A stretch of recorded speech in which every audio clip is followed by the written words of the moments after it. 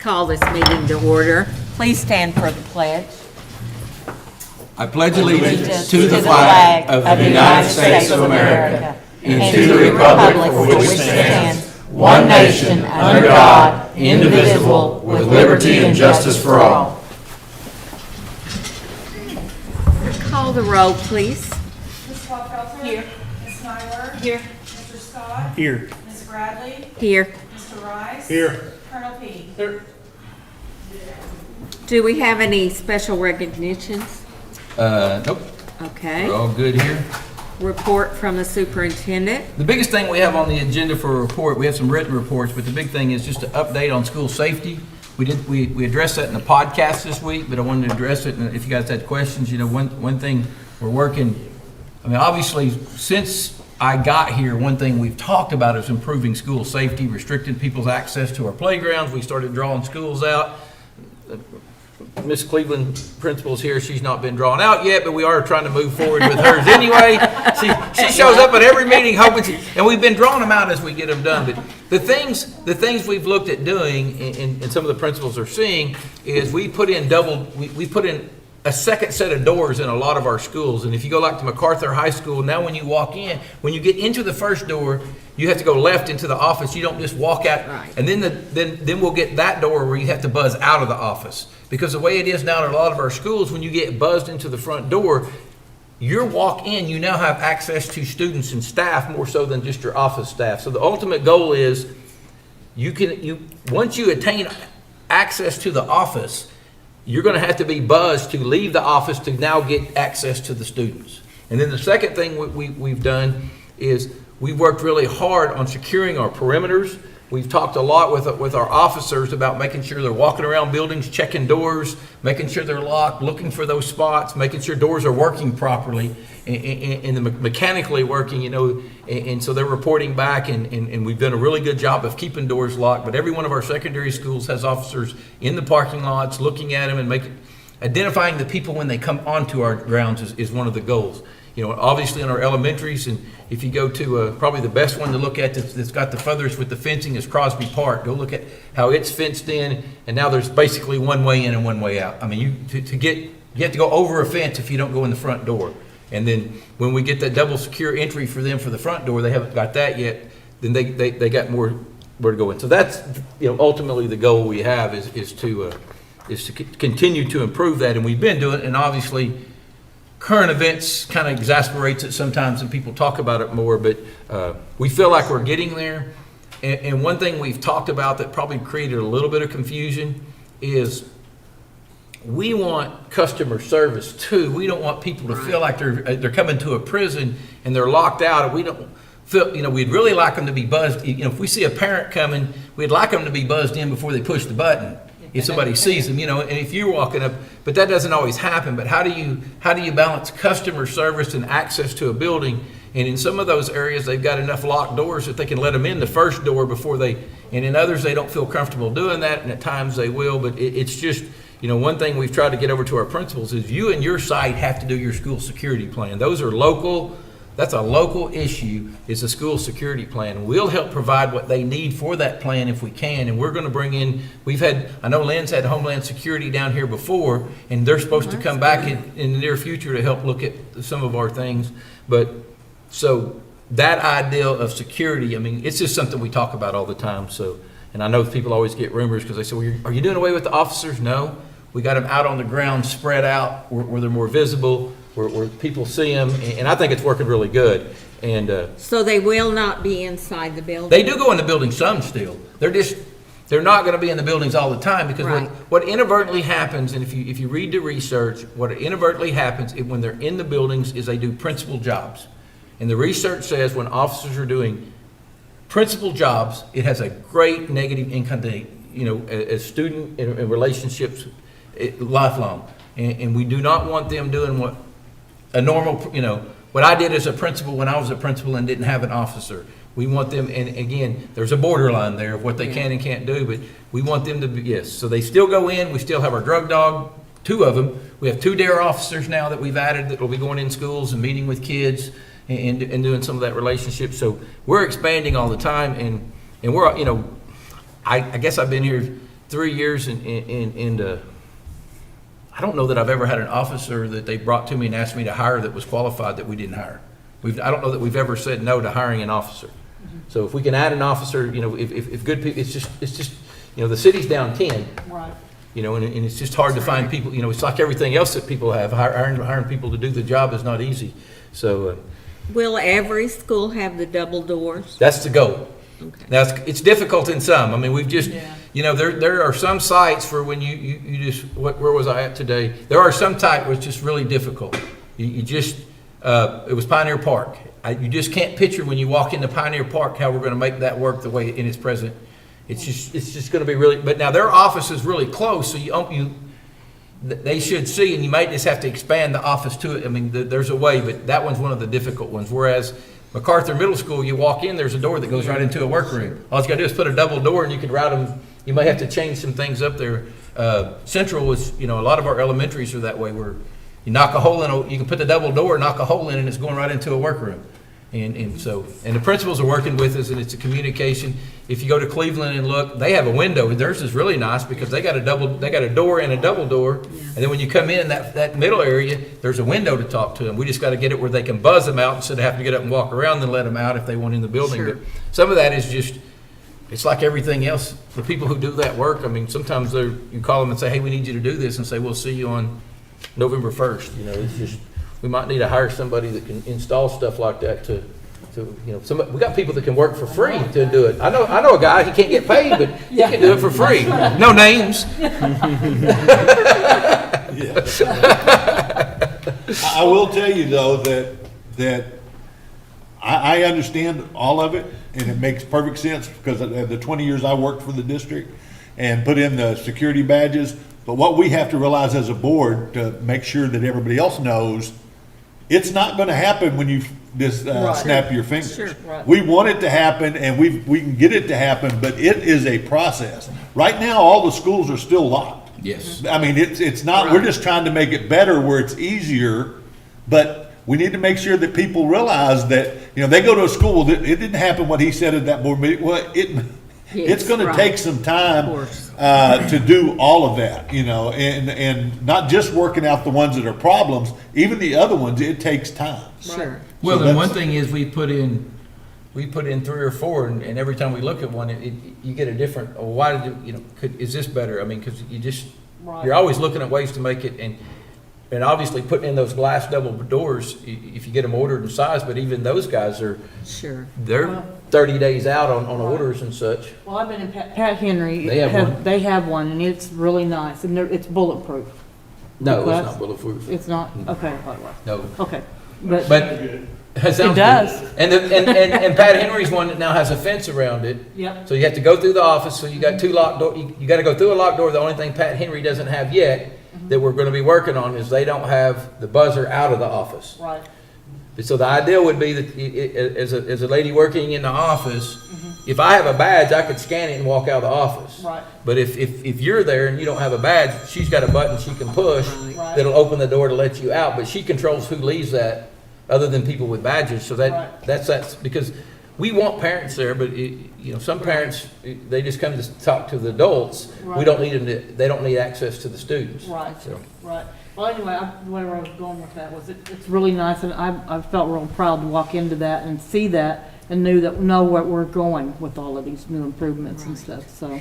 And I want to caution people not to listen to the rumor mill. I mean, there've been some crazy things about security out there.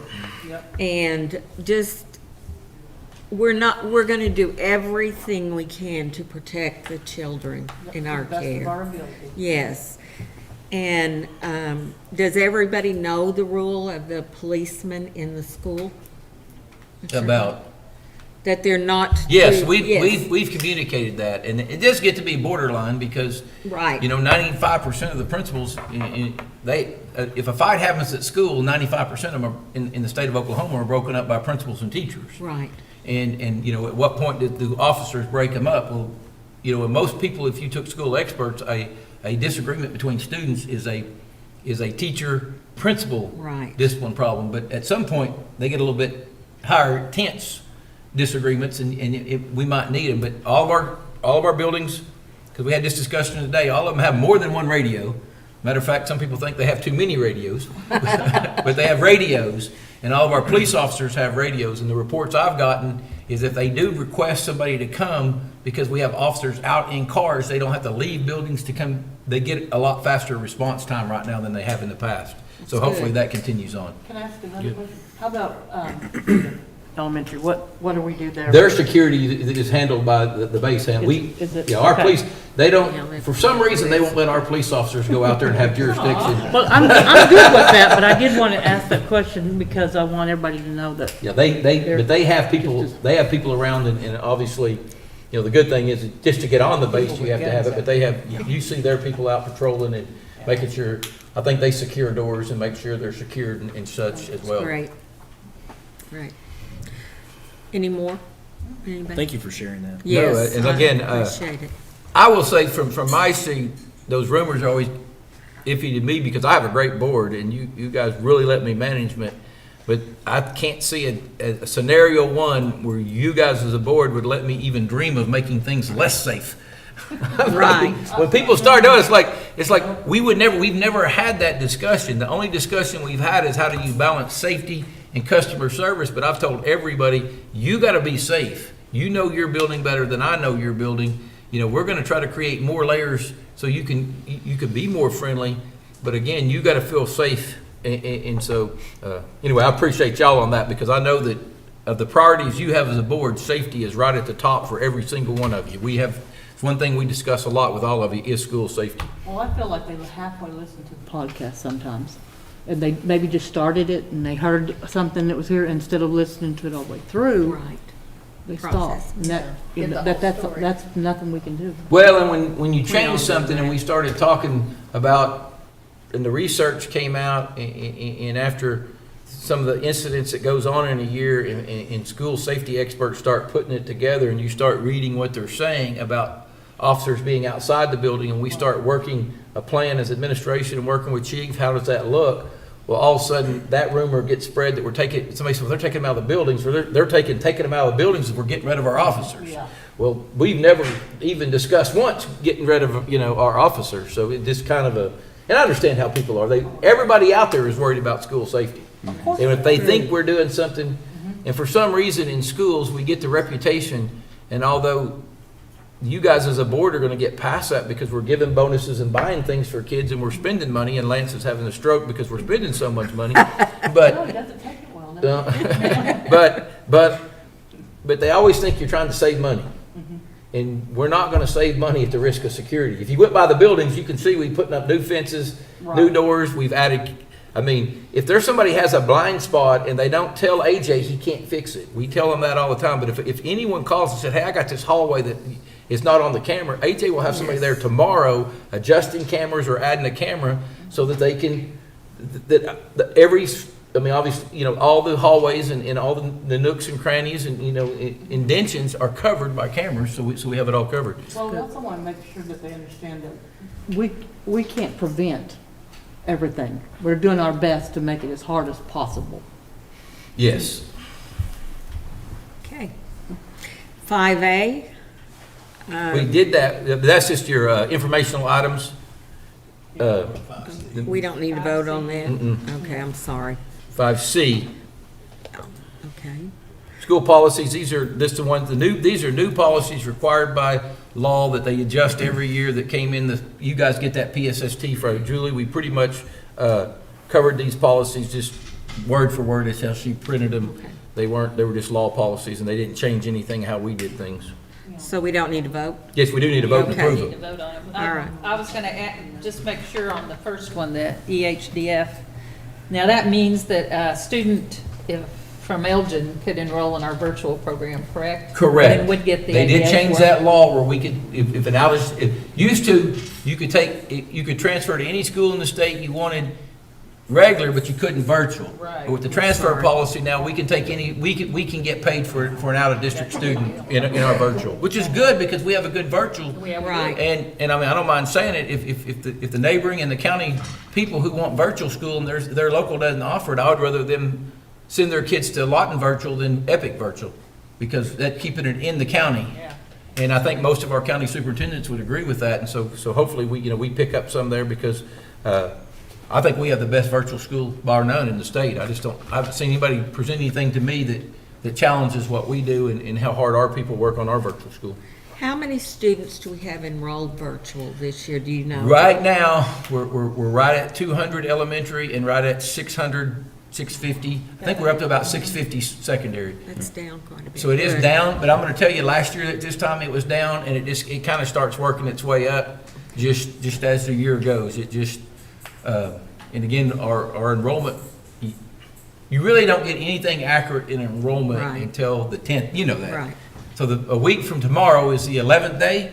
We will get a lot of accuracy on Friday as what our numbers look like and exactly what they are. According to the district, we have 100 kids in every room. Yeah, we always, and we do have some places, but our principals have got boards and they're all over it and they're looking at moving people around, but until you get those right. accurate numbers, Yeah, you 2 just, weeks into the school. and we start hiring assistants and teachers are hard to find, but yeah, we're working on that, but we do.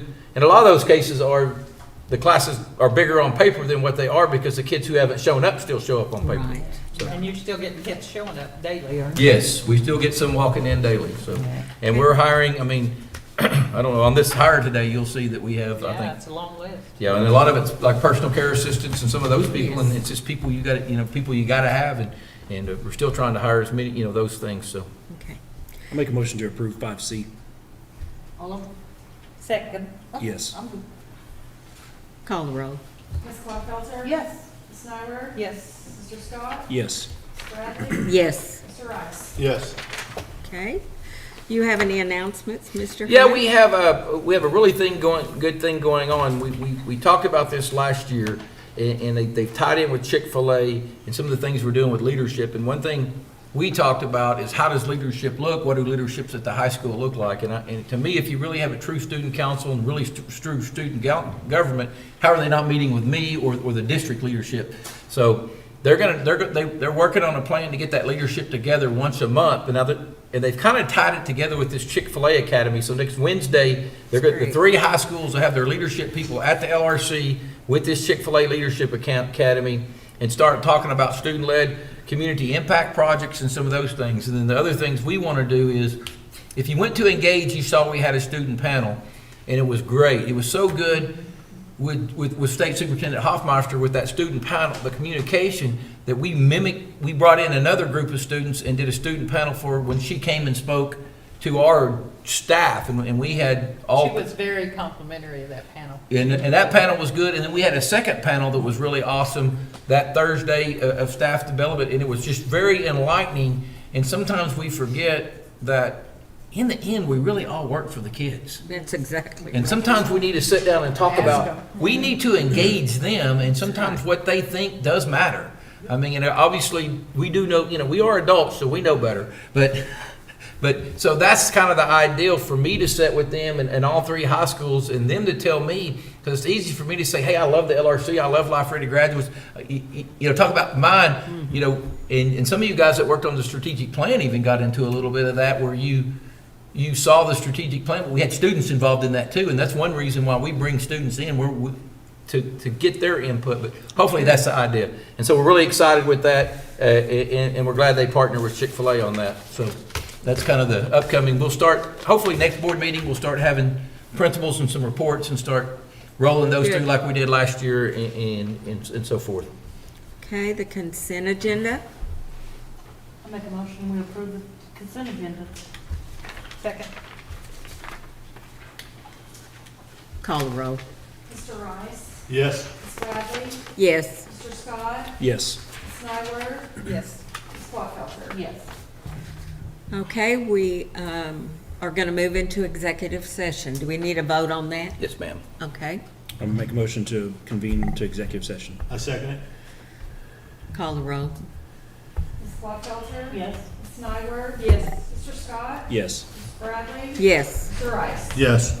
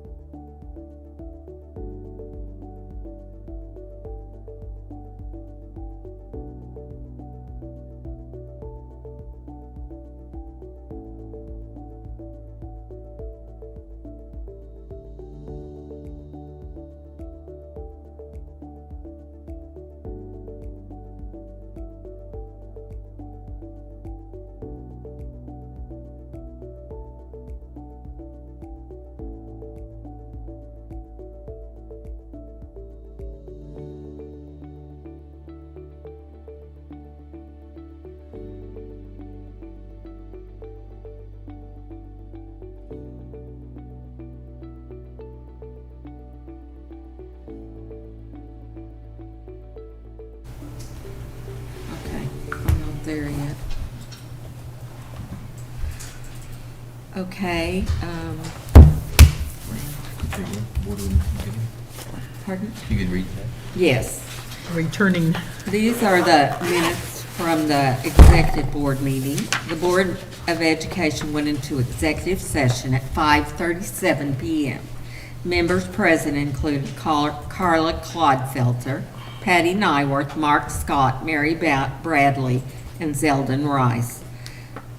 Other present included Kevin Hines, superintendent. The items discussed included employing, promoting, or receiving resignation of individuals certified and support salaried personnel as listed on the personnel report. Superintendent Kevin Hines' annual evaluation. During the executive session, the board discussed these items and no others, and no action was taken. The board returned to open session at 6:37 PM. This constitutes the minutes of the executive session. Okay, now I don't know where we are. Superintendent's personnel. Personnel report. Okay, sorry. That's okay. I move for approval of the personnel report. A second. Call the roll. Ms. Clodfelter? Yes. Ms. Nyworth? Yes. Mr. Scott? Yes. Ms. Bradley? Yes. Mr. Rice? Yes. Okay, 11A, approval of the We did superintendent. that. Oh, we already did it? New business. So we're now under new business. Any new business? No, ma'am? Our We had, next, breakfast coming up, don't we? yes, and September 16th, at Golden yeah, Corral, sure. the Yep, LPS. yep. Yep. Glad you said And- that. That's a virtual day. Oh, it is? Okay. And also, the LPS Foundation is selling chances on a fancy pickup. I can't remember what kind it is. I don't know if you all know that, but they're 50. Chevrolet, yes, that was donated by the Randalls, which we very much appreciate. And the tickets are $50. You could probably get them online or from any LPS Foundation board member. And it's only like 200. They're only selling 250. 250. So your chances are pretty good. No, Yep. it's 2,500 they're selling. Oh, 2,500. Yeah. Yeah, Oh, it is? yeah. Well, it's still pretty good. 2,500 tickets. Oh, that's not what I thought. No, that's wrong. Oh, Okay, I misread our next it. meeting date is Tuesday, September 6th, 2022 at 5:15 in the Shoemaker Auditorium. And One quick announcement, the OSSBA conference is next week. Very active, it's awesome the board's going, but we have Mr. Scott Smith's art. They're going to present Lawton Good. student art at the, it will be in part of the display. Major Redfern, to get it right, and MacArthur's ROTC is going to present the colors at the Friday morning general session. Great. So we will be represented, besides the fact that I know we have board members going, and it's a COSA OSSBA, and Dr. James and I are both presenting. So we're excited about that conference, and again, appreciate you guys going for professional development. okay, if there's nothing else, we'll just adjourn this meeting. Okay, Patty, we'll meet you over there.